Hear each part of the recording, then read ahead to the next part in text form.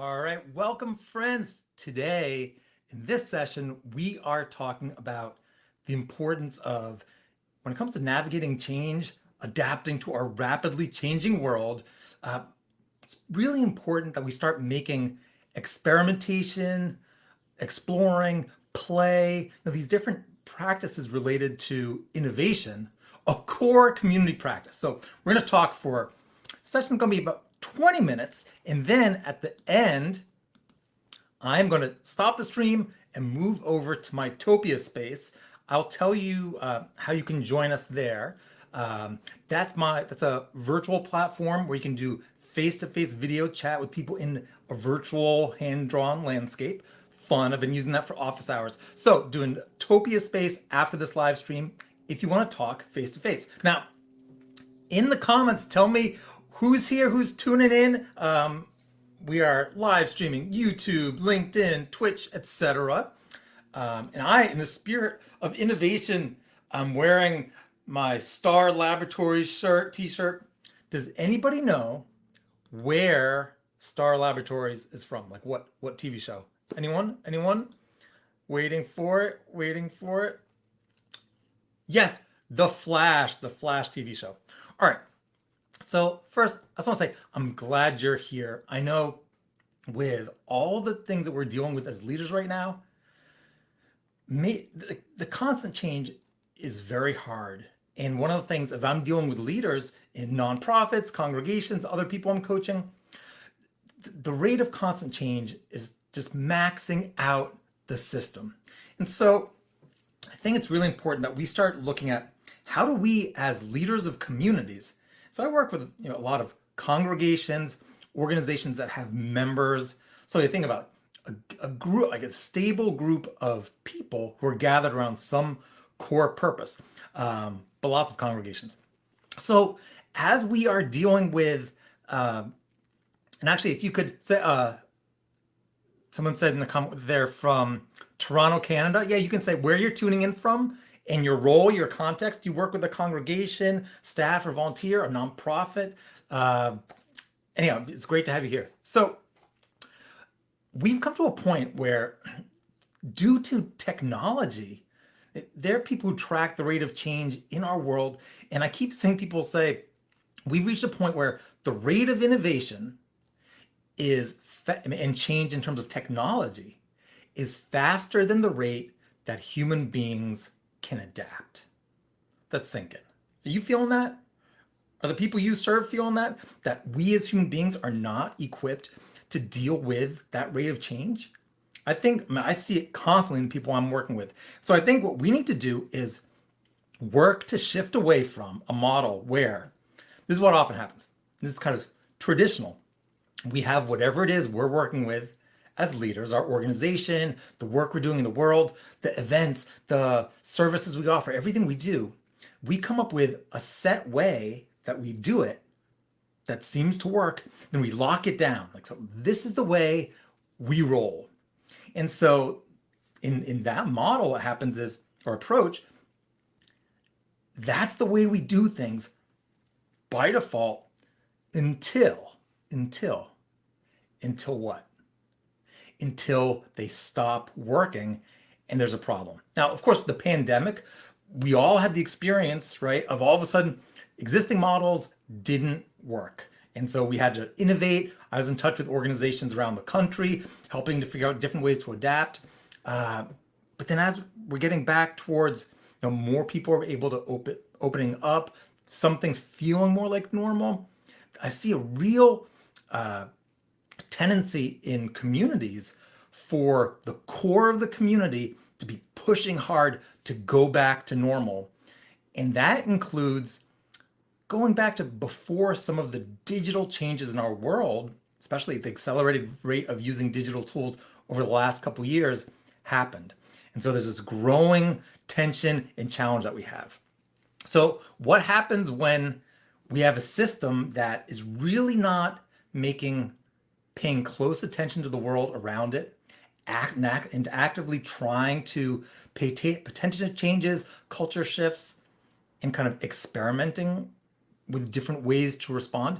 When that isn't kind of a core practice within the congregation or organization, what happens, I think, is that it tends to fall to core leaders to be doing kind of like this sequential damage control as things aren't working. And then it's like, you have to like, oh, up, our numbers here are dropping. We're not getting the results we want. People start critiquing the leader or leadership. And maybe there's someone who's like, we have to do this new, bold, innovative thing. And there's a person who's more of an innovator, a change agent, who tries to bring this big, bold concept to the table. And you have kind of the core of the organization who's not happy for some reason. The leaders are trying to navigate that. And they're kind of like external or more peripheral change agents. And that ends up being conflict. So maybe, have any of you heard of the model of just the way innovation diffuses across populations? Let me show you here. So traditionally, we have, whenever there's change, there is kind of a set pattern to how that change propagates through the world. So first we have, which way am I going? Over here. All right. I'm going to grab an arrow. Let me grab an arrow. That'll be better. Easy. Keep my left and right. All right. We have the first people to start embracing some new thing are the people who are really oriented towards innovation, followed by people who are more early adopters to that change, then early majority, and that's kind of like a big core of people, then followed by people who are signing on a little later, and then, I don't like this term, but in terms of the model, they talk about laggards being the last one. Well, so we're at a point where we need to be looking at our world, which is constantly changing, and really, I think, centering the innovation and more of the practices in this this area where we are trying new things, experimenting, learning. Those of you joining on the stream late, you are welcome, even if you're a laggard, Michael. Now, for a lot of the organizations, community organizations, congregations that I deal with, here's more of the way we're set up. We tend to have the way we do things traditionally, be really established, people liking the tradition, the ritual, the way things have been, like the people who are dealing with the people who like constant rapid change, really like seeing what's new, the latest innovations. Those people get very frustrated with the lack of interest in change by the organization, and due to conflict over time, because innovation isn't really centered in the practices and approach of that organization, they end up leaving. So like they're like, I'm gonna go apply myself elsewhere. So we have these organizations that are much more focused on keeping things the way they are, which again is a problem because what's happening with change in our world? Constant. So what do we have to do? I believe that our goal needs to be more taking the people who are innovators, the people who are interested in those conversations, and really helping to elevate practices built around that spirit into our organization such that the innovation, not necessarily the innovators, but the process of innovating and exploring, looking at what's happening in the world around us, and recognizing we need to adapt and change quickly, that's much more centered to what we're doing. And so that as an organization, we really have like the core of people really valuing, let me get rid of this picture here, really valuing the fact that innovation isn't viewed so much within our organization as a threat, but as a way for us to actually adapt, stay healthy, strong, confident, and really as an organization to be of service for the things that our membership, our organization cares about, whether it's congregational members or nonprofit members, that we are really we're shifting innovation and change from being often what's perceived more as a threat in a lot of organizations to something that's really necessary in these times, and that we're using to advance the mission, the vision of the organization, and for the members who previously you might have considered being more like later adopters to innovation and change. We're helping them understand that this is necessary. So like, how do we do that? Now, if you are doing anything in your organization that's like, we have this great process whereby we're doing X, Y, and Z, and as a result, we are really moving, keeping on top of our changing world in new and exciting ways. I want to hear about it, whether it's in a comment during this live session, afterwards in our little live Topia after party, or via email anytime. All right. But here's what I think we can do as organizations. We need to start having conversations. So as leaders, making sure that we are creating opportunities to have conversations about explicitly the rate of change in our world and its challenges to our organizations, and the need to create practices whereby we can experiment, explore related technologies, communities that are doing innovative things, actually getting a sense of what others are doing and playing around with application in our context. Not make it about we are going to start immediately doing all kinds of things to change our organization, but we're recognizing as an organization, we have to be paying closer attention. And so to let your community as a whole know and start processing, this is the state of our world and something we have to do. So we're really moving it towards the center of the organization. Now, some people are gonna be like, whoa, what are you talking about? Don't change things.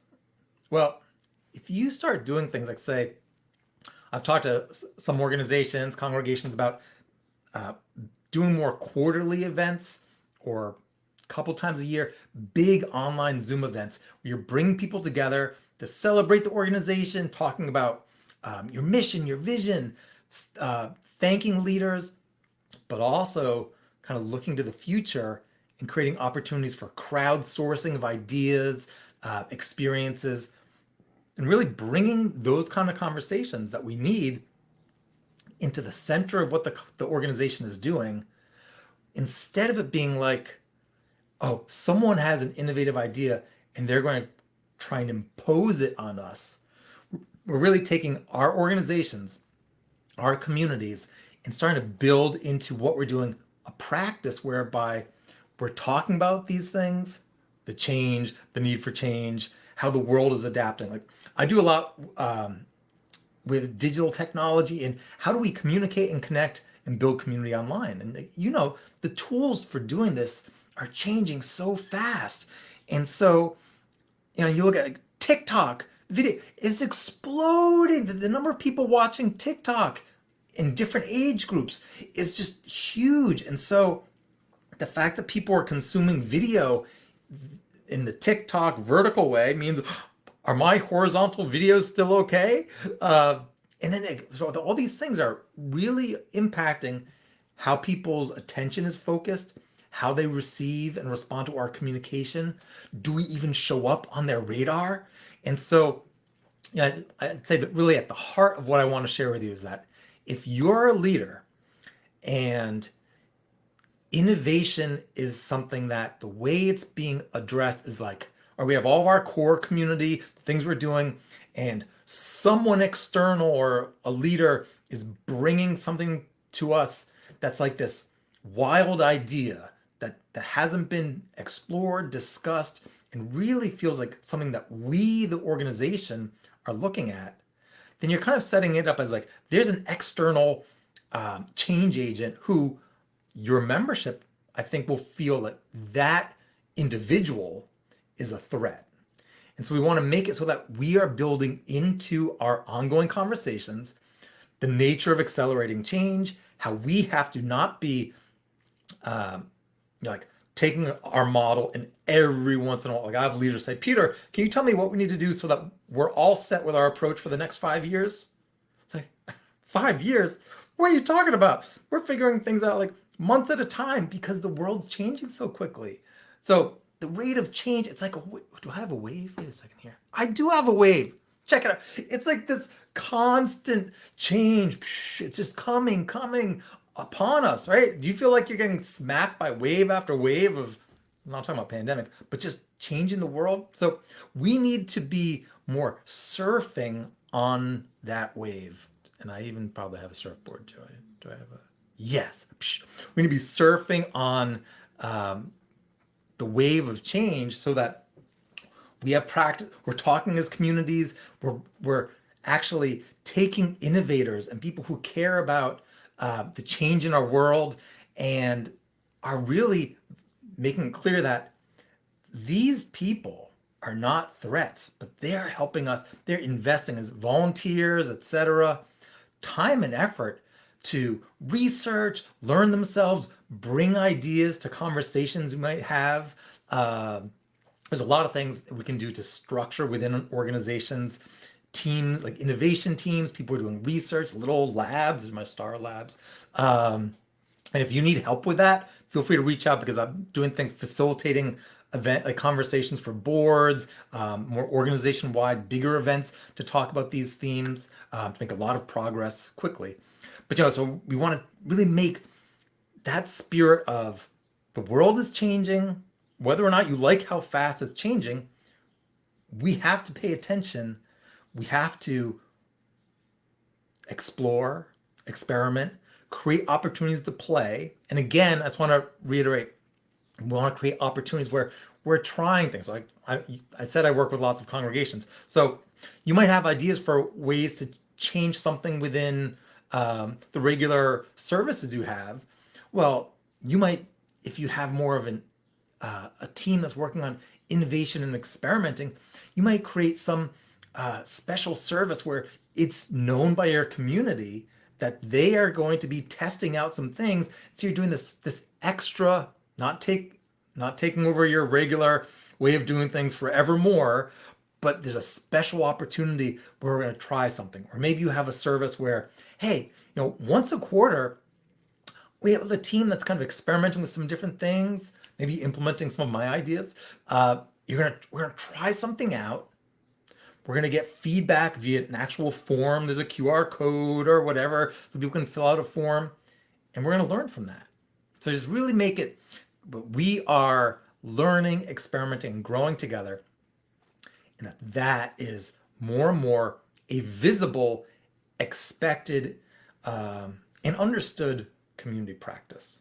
I think just by practice, practice is something that we do regularly for our health, for our enrichment, for some benefit that is ongoing. And so to really let your community know that you're working to build within the culture of your organization so it can thrive and be the thing that your members love and value, that you're working to bring different innovative practices into the core of your community through these ongoing practices. All right, so do you have questions, comments, thoughts on that? I'm gonna wrap up and then I'll move over to Topia, those interested.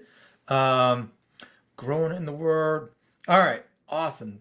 Cheryl, Rhonda, Catherine, Michael, Avi, it's great having you here. I'm gonna tell you, for those of you, I share via my email newsletter, via my website, www.peterbowden.live.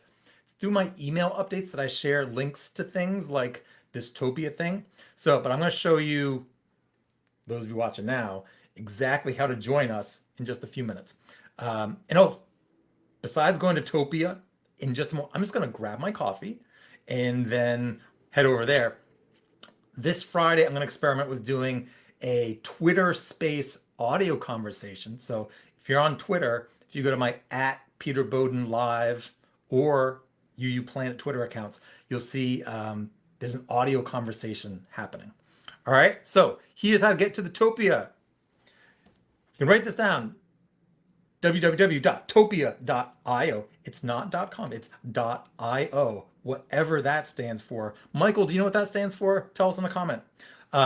Topia.io/Peter. This is an updated URL. I had a longer name before, but I realized nobody had Peter, so I grabbed Peter. Password for today, all caps, joy. All right, so with that, my friends, I'm gonna wrap it up.